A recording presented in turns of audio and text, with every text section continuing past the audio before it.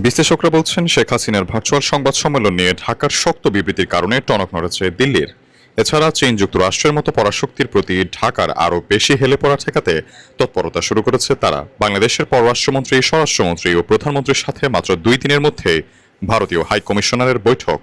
এরপরই দিল্লিতে গিয়ে সরাসরি ভারতে নরেন্দ্র মোদীর সাথে আলোচনা দীনেশ ত্রিবেদীর।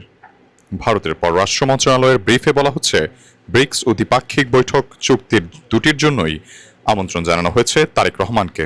এটি ছিল একটি পারফেক্ট রেসপন্স।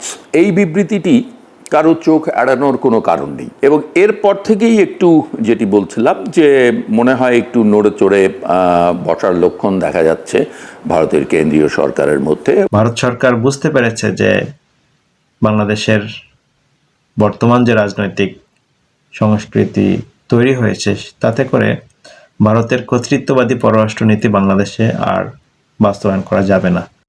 2024 সালের 5 আগস্ট পরবর্তী বাংলাদেশ বিরোধী টানা অপপ্রচার ও সীমান্ত নিয়ে নিয়মিত পুশিনের চেষ্টা হঠাৎ করেই উধাও।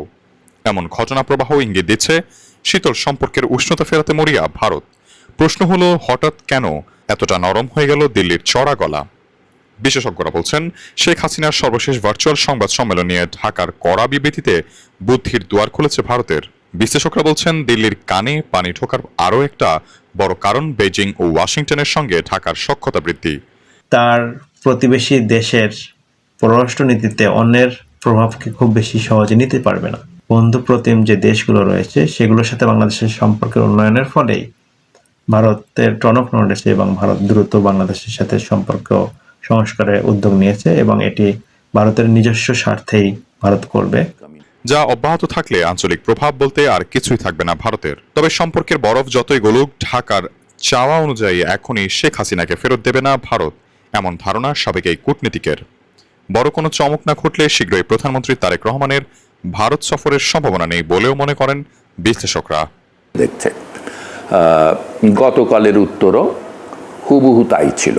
তাতে উইলিংনেসটি আছে বলে এই মুহূর্তে আমার মনে হচ্ছে না। গত 5ই আগস্ট যে ঘটনাটি দিল্লিতে ঘটতে দিয়েছে ভারত সরকার, এই ধরনের কাজগুলো থেকে যদি তারা বিরত রাখতে পারে শেখ হাসিনাকে এবং তার সহযোগীদেরকে, সেটি হয়তো কিছুটা আস্থার জায়গা তৈরি করবে। সাইফুল ইসলাম, ডেস্ক রিপোর্ট, দেশ বুলেটিন।